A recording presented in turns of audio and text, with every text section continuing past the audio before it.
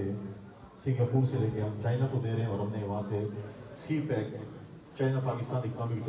Corridor کا ہم نے اس سے آغاز کیا، اور وہ آج بھی چائنا پاکستان اکنامک کوریڈور جو ہے اس کے کام شروع ہے، اور ہم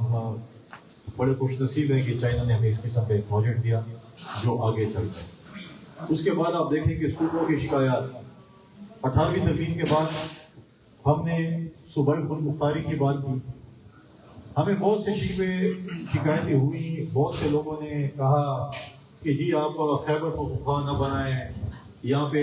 اکراس دی بارڈر بہت سی چیزیں ہیں اور افغانستان کی یہاں پر انفلوئنس ہے۔ ہم ایک میٹنگ میں بیٹھے ہوئے تھے، ان لوگوں سے آصف علی زرداری صاحب نے سوال کیا کہ آپ مجھے ایک پشتون، ایک نیشنلسٹ، پشتون نیشنلسٹ بتائیں جس نے افغانستان یا کابل میں اپنا گھر بنایا ہو یا اپنی کوئی پراپرٹی لی ہو۔ اگر وہ ہے تو وہ پشاور میں ہیں یا زیادہ اسلام آباد میں ہیں، کبھی کوئی انہوں نے وہاں پر جا کر وہ نہیں ہو رہی چیزیں نہیں ہیں،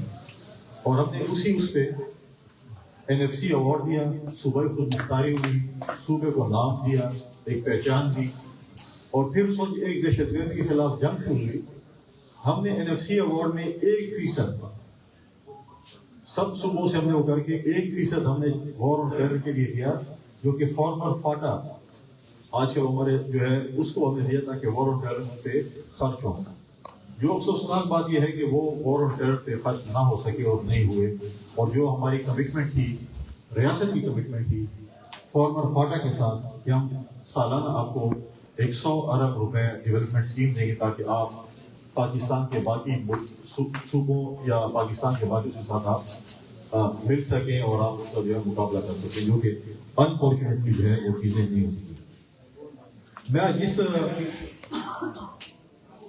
کمیونٹی سے خطاب کر رہا ہوں، ہمیشہ رول آف لا کی بات کی، سپرمیسی آف کانسٹیٹیوشن کی بات کی۔ انفارچونیٹلی کچھ ایسی چیزیں بھی ہیں کہ پاکستان میں 2 قسم کے قانون چل رہے ہوتے ہیں، غریب کے لیے علیحدہ قانون ہوتا ہے اور امیر کے لیے علیحدہ قانون۔ جب تک اس چیز کا ادراک نہیں ہوگا، جب تک عدل اور انصاف نہیں ہوگا، اس وقت ہمارا معاشرہ ترقی نہیں ہوگا۔ جب میرے لیے، امیر کے لیے کوئی اور قانون ہوگا اور غریب لوگوں کے اور قانون ہوگا، تو پھر یہ چیزیں جو ہے اس پہ بہت سے سوالات ہوتے ہیں۔ لہٰذا جو ہے اس چیز کو بھی دیکھنا پڑے گا کہ اس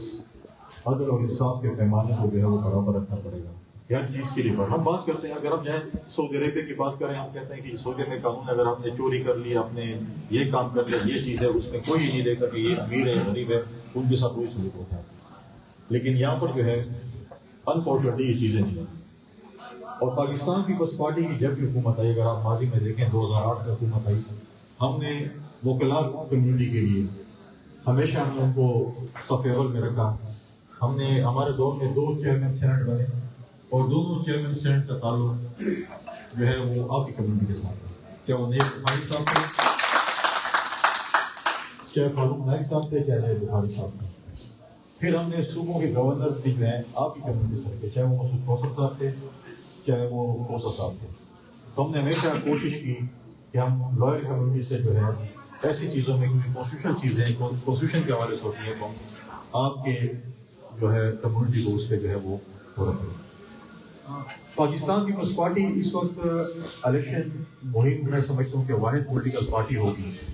جو اس وقت الیکشن مہم میں زور شور سے جو ہے وہ پاکستان پیپلز پارٹی کے چیئرمین اپنی انتخابی مہم چلا رہے ہیں، اور کافی عرصے سے چلا رہے ہیں، چاہے وہ ورکر کنونشنز ہیں، چاہے وہ جلسے ہیں۔ اگر آپ دیکھیں کہ خیبر پختونخوا میں بھی کنونشنز ہوئے، بلوچستان بھی ہم گئے، ہم نے سندھ میں بھی جلسے کیے، ہم نے پنجاب میں بھی جلسے کیے، اور ہم آج بھی ہمارے پارٹی کی CC میں سب سے پہلے اپنے پرائم منسٹر کے امیدوار کو نامزد کیا۔ پاکستان پیپلز پارٹی نے بلاول بھٹو زرداری صاحب کو اپنے پرائم منسٹر کینڈیڈیٹ کے لیے نامزد کیا۔ پاکستان پیپلز پارٹی واحد جماعت غالباً ہوگی جس سے سب سے پہلے اپنا ایک 10 نکاتی منشور عوام کے سامنے رکھا کہ ہم ایک لمبا چوڑا منشور نہیں دیتے، ہم ایک 10 نکاتی منشور آپ کو دے رہے ہیں، جس میں سرکاری ملازمین کے حوالے سے تھا، کہ سرکاری ملازمین کو ہم نے ان سے ہمارا وعدہ ہے کہ ہم نے ان کی تنخواہیں اور ان کی پینشن ڈبل کرنی ہے. ماضی میں بھی 2008 میں بھی اکنامیکل کرائسس کے ہوتے ہوئے بھی ہم نے سرکاری ملازمین کی تنخواہیں 120% بڑھائی. اس کے ساتھ ساتھ پاکستان پیپلز پارٹی نے ایک فلاحی ریاست جو کہتے ہیں کہ ہم ایک فلاحی ریاست بنائیں گے. ایک ہم نے بے نظیر انکم سپورٹ پروگرام کے نام پر ایک اسکیم شروع کی جس میں خواتین ان کا جو ہے ایک بے نظیر انکم سپورٹ کارڈ کے حوالے سے ان کا ہم نے ڈیٹا جمع کیا, ان کی سروے کی اور ان کو ہم نے بے نظیر انکم سپورٹ پروگرام کے حوالے سے ان کو ہم نے کارڈ دیے. اس وقت پورے پاکستان میں لگ بھگ 1 کروڑ کے لگ بھگ ہماری جو مائیں اور بہنیں ہیں وہ اس سے مستفید ہو رہی ہیں. حال میں یہ 80,000 تھے, لیکن جب ہماری 16 مہینے کی حکومت ہے اور مجھے یہ ٹاسک دیا گیا اس منسٹری کا, تو اس وقت غیر اسماعیل خان میں صرف 2 لاکھ مائیں اور بہنیں اس سے مستفید ہو رہی ہیں. اور یہ ایک پارٹی سے بالا تر ایک فلاحی منصوبہ ہے. اس میں ہم نے یہ نہیں ہے کہ پیپلز پارٹی ہے, یہ جمعیت علماء اسلام ہے, یہ PMLN ہے, یہ ANP ہے یا کوئی اور جماعت ہے. ہم جس کو نہیں دیکھا بلکہ تمام جو ہے اکراس دی بورڈ ہم نے